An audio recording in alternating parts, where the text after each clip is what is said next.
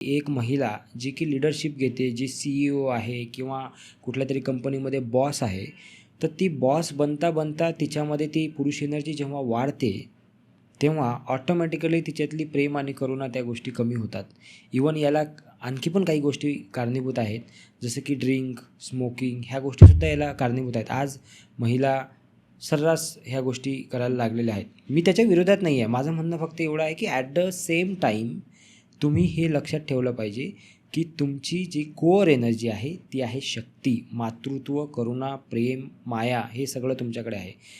ते असणं, ते लक्षात ठेवणं फक्त गरजेचं आहे आणि त्याच्यावर काम करत राहणं गरजेचं आहे. तुम्ही ह्या बाकीच्या गोष्टी करा. तुम्ही बिझनेस चालवा, तुम्ही जॉब करा, तुम्ही खांद्याला खांदा लावून काम करा, तुम्ही चांगली पोझिशन घ्या. कारण की आज एवढे मोठे कामं महिलांनी केलेली आहे आणि तिला शक्तीचं रूप म्हटलेलं आहे. तर ती ऑलवेज, मी नेहमी सांगतो माझ्या सेशनमध्ये, आजही मी ते सांगतो, घरातही मी हे सांगतो, की महिला is more powerful than the पुरुष.